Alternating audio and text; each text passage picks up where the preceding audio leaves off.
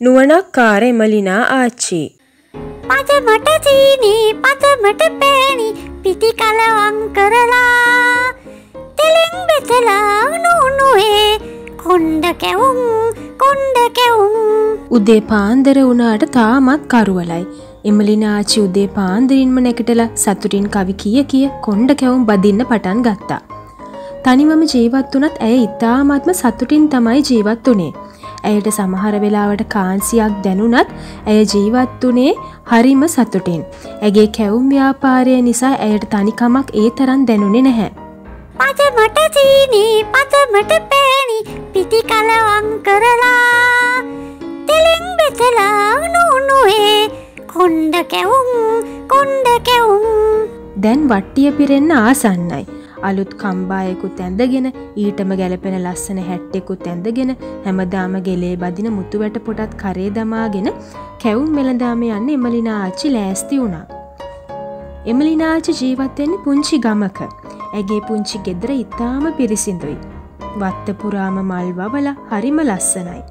හවස් වෙනකොට මල් පිපිලා වත්ත පුරාම සුවඳ හමනවා. වෙනද වගේම කැවුම් වලින් පිරුණු වට්ටිය හිස මත තබාගෙන එමලිනා ආච්චි වෙළඳාම යන්න පිටත් වුණා. කෙවුම් රසගුණ පිරි කොණ්ඩ කෙවුම් ලාබයි එමලිනා ආච්චිගේ සද්දේ ගමේ ඈතට ඇහෙනවා. කැවුම් සුවඳ ගම පුරාම විහිදී යනවා. එක කැවුමක් හරි බිමට වැටුණොතින් කන්නම් කියලා හිත පුංචි කුරුල්ලෝ, ලේන්නු, මූවෝ, වඳුරු ඇය පස්සෙන්ම යනවා. ඇය කැවුම් වට්ටියත් අරගෙන ගම මැද්දෙන් යනවා.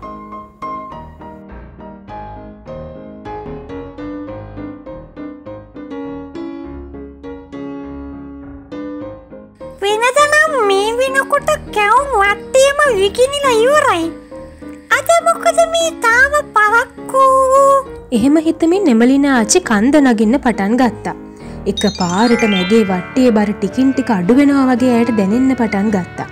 ඇය ගහක් යට නැවතිලා කැවුම් වට්ටිය බිමින් තැබුවා. අපෝ ඉතින්නේ මොකද මගේ කැවුම් වලට උනේ? කවුද කැවුම් සොරාගත්තේ? දැන් ඉතින් මොකද කරන්නේ? විරදම් කරන්න කැවුමක්වත් නැනේ. ගෙදරවත් යනවා. එහෙම හිතපු එමලිනා ආච්චි ගෙදර යන්න පිටත් වුණා. එදා මුළු රෑම එමලිනා ආච්චි කල්පනා කරේ කැවුම් වලට මොකද වුනේ කියලා. වෙනද වගේ සතුටින් නෙමෙයි එමලිනා ආච්චි අද ඉන්නේ කියලා ගෙදර හිටපු කිටියටත් තේරුණා. මැදියම් රැය වෙනකනුත් එමලිනා ආච්චි අවදියෙනුයි සිටියේ. නමුත් පාන්දරින්ම අවදි වෙලා එමලිනා ආච්චි වෙනද වගේම පිටි කොටාගෙන කැවුම් හදන්න ලෑස්ති වුණා. පදමට චීනි පදමට පෑණි පිටි කලවම් කරලා තෙලින් බෙදලා නුනුවේ කොණ්ඩ කැවුම් එමලිනා ආච්චි පිටුපස තිබෙන වට්ටියට කැවුම බැද දමනවා. ටික වෙලාවකින් පස්සේ කැවුම් බැදලා අහවර කරපු එමලිනා ආච්චි නැගිට්ටේ වෙනද වගේම වෙළඳාම යන්න සූදානම් වෙන්න. අපුයි කෝ කැවුම් එකක්වත් නෑනේ. මෙච්චර වෙලා මං කොච්චරනම් කැවුම් පිච්චුවද? හිස් වූ කැවුම් වට්ටිය දොටු එමලිනා ආච්චි ඔළුවේ අත තබා ගත්තා. සිදු වුණේ කුමක්ද කියලා ඇයට හිතා ගන්නවත් බැරි වුණා. කිටියවත් ආවද? කිටිය කැවුම් කන්න ආස නෑනේ. එමලිනා ආච්චි මුළුතැන් ගෙයින් එළියට ඇවිත් ගේ වටේම හොඳට හොදිසි කළා. නමුත් කවුරුවත් පේන්න හිටියේ නැහැ. නැවතත් ගේ ඇතුළට ආපු එමලිනා ආච්චි ගේ ඇතුළේ තිබුණු කොට බංකුවේ වාඩි වුණා. දැන් මම මොකද කරන්නේ? හෙට කැවුම් හදන්න පිටිත් නැහැ. වෙළඳම් කලේ නැති නිසා කාසි ලැබුණෙත් නැහනේ. හෙට නම් කැවුම් හදන්න බැරි වෙයි. එමලිනා ආච්චි කල්පනා කළා. එදා රෑ පුරාම එමලිනා ආච්චිට නිින්ද ගියේම නැහැ. ඇය කල්පනා කළේ කැවුම් වලට සිදු වූ දේත් හෙට දවසේ වෙළඳාම් කරන්නේ කොහොමදත් කියලා. පසුදිනත් පාන්දරම පුරුද්දට වගේ එමලිනා ආච්චි උදෑසනම අවදි වෙලා මුළුතැන්ගට ගියා. මුළුතැන්ගේ ලිපාසලම පිටිපිර වූ ගෝණියකුයි පැණි බෝතලයකුයි තවත් අවශ්‍ය කලමනයි සේරම තියෙනවා දැකලා එමලිනා ආච්චි පුදුමයෙන් වටපිට බැලුවා. කවුද මේවා ගෙනත් තිබ්බේ? ඇය කල්පනා කළා. එසේ සිතමින් සතුටු සිතින් කැවුම් සාදන්න පටන් ගත්තා. පදමට චීනි පදමට පෑණි පිටි කලවම් කරලා තෙලින් බෙදලා නුනුවේ කොණ්ඩ කැවුම් වෙනද වගේම කැවුම් සුවඳ ගම පුරාම පැතිරිලා ගියා. එමලිනා ආච්චි ඉක්මනින් කැවුම් සාදා නිම කළා. කැවුම් වට්ටිය සකසා මේසේ උඩින් තබා ඇය සූදානම් වෙන්න පටන් ගත්තා. වෙනද වගේම ලස්සන චීත්තයක් ඇඳලා ඊට නොබින හැට්ටෙකුත් ඇඳලා මුතුමාලයත් කිලේ බැඳගත්තා. අනේ කෝ මගේ කැවුම් වට්ටිය කවුරු හරි අරගෙන ගිහිල්ලානේ. කවුද මේ මගේ කැවුම් වට්ටිය හොරකම් කරන්නේ? එමලිනා ආච්චිගේ වටේම කැවුම් වට්ටිය හෙව්වා. එදත් ඇයට වෙළඳාමේ යන්න බැරි වුණා. ඇය පසුදාත් පාන්දර අවදි වී මුළුතැන්ගෙට යනකොට පෙරදා වගේම පිටි ගෝනියකුයි සීනි, පැණි සහ අනෙකුත් කැවුම් සෑදීමට අවශ්‍ය ද්‍රව්‍ය ලිප ළඟ තබා තිබුණා. එමලිනා ආච්චිට හරිම පුදුමයි. නමුත් ඇය ගාව කැවුම් සෑදීමට අවශ්‍ය ද්‍රව්‍ය කිසිම දෙයක් තිබුණේ නැහැනේ. ඉතින් එමලිනා ආච්චි කල්පනා කළා මේ දේවල් උපයෝගී කරගෙන කැවුම් හදනවා කියලා. නමුත් කැවුම් හොරා අල්ල ගන්නවා කියලා එමලිනා ආච්චි හිතාගත්තා. ඇය කැවුම් පිසීම අවසන් කරලා වෙනද වගේම වට්ටිය මේසේ උඩින් තබා කැවුම් වෙළඳාමේ යන ලෑස්ති වෙන බව අඟවා දොර මුල්ලේ සැඟවී බලා සිටියා. ටික වෙලාවක් ගත වුණා. ලස්සන සුරංගනාවියන් 4 දෙනෙකු කැවුම් වට්ටියේ තිබුණු කැවුම් හනික ඔවුන්ගෙන කූඩයට දමනවා. එමලිනා ආච්චි ඉක්මනින්ම දොර මුල්ලෙන් එළියට ඇවිත් සුරංගනාවියන් අල්ලගන්න උත්සාහ කළා. නමුත් සුරංගනාවියන් 3 දෙනෙක් පියාඹලා ගියා.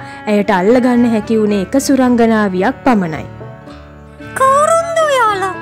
පෙනුමින්න සුරංගනාවියෝ වගේ.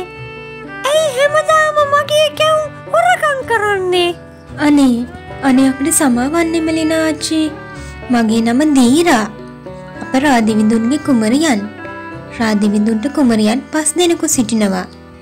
දිනක් අප උතුරු කඳු කරේ නියංගා වනයේ සෙල්ලම් කරමින් සිටින විට අපේ බාලම නැගණිය මීරා නබුරු හුවන් දෙවඟන විසින් අල්ලා ගත්තා.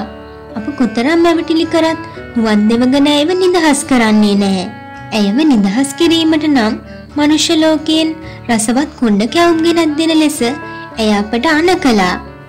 මීරා නැගණිය නැතුව අපිට පියාණන් වෙත යා නොහැකි. දැන් අප දවස් කීපයක්ම ඔබගෙන් කුණ්ඩ කැවුම් ගෙන ගොස් දුන්නා. නමුත් පුරොන්දු වූ විදියට හුවන් දෙවඟන ඇයව නිදහස් කරන්නේ. ඔබගේ කැවුම් රස වැටි ඒ හැමදාම නැගණිය නිදහස් කරන බව පවසා අප ලවා ඔබගෙන් කැවුම් ගෙන්වා ගන්නවා. කැවුම් රැගෙන නොගියහොත් නැගණිය මරා දමන ලෙසට එය අපට තර්ජනය කරනවා. අප කුමරියන් 5 දෙනාගෙන් කෙනෙකුට හෝ කරදරයක් සිදු වුවහොත් මගේ පියාණන් දෙව්ලොව යුද්ධයක් ඇති කරાવી. හොඳයි. මම ඔබට මීරා කුමරිය බේරා ගැනීමට උදව් කරන්න. අනේ ඔබට බොහොම ස්තුතියි එමලිනා ආච්චි. පසුවදා පාන්දරම නැගිටපු එමලිනා ආච්චි වෙනද වගේම කැවුම් හැදුවා. හැබැයි සීනි පදම ටිකක් වෙනස් කළා. ඇය කැවුම් හැදුවේ පැණි රස ඉතාම වැඩි වෙන විදිහට. පස්සේ ලස්සන කූඩයකට පැණි කැවුම් අසුරලා දීරා කුමරිය අතට දුන්නා. කුමරිය, ඔබ මේ පැණි කැවුම් සියල්ලම හුවන් දෙවඟනට ආහාරය සඳහා ලබා දිය යුතුයි. මේ කැවුම් වල අධික පැණි රස නිසා ඇය මත් වී නින්දට යාවි. ඒ අතර ඔබට පුළුවන් ඔබගේ සොයුරිය බේරා ගන්න. ඔබට බොහොම ස්තුතියි එමලිනා ආච්චි.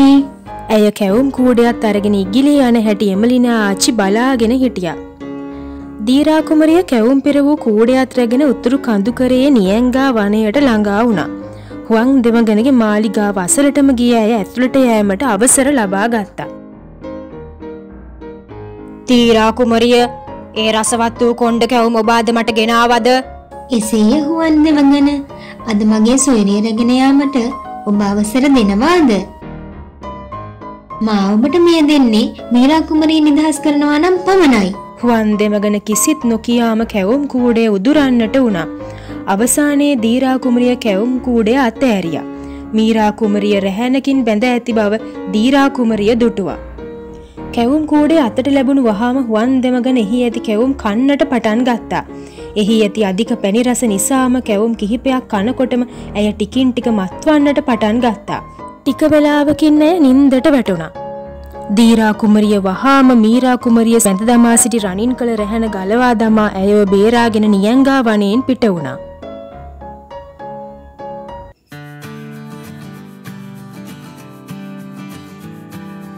මීරා සොයුරිය, අපි එමලිනා ආච්චිට ස්තුති කරම අපේ රාජධානියට යමු. ඇය නිසයි මට ඔබ බේරා ගැනීමට හැකියාව ලැබුණේ. හොඳමයි සොයුරිය, අපි එසේ කරමු.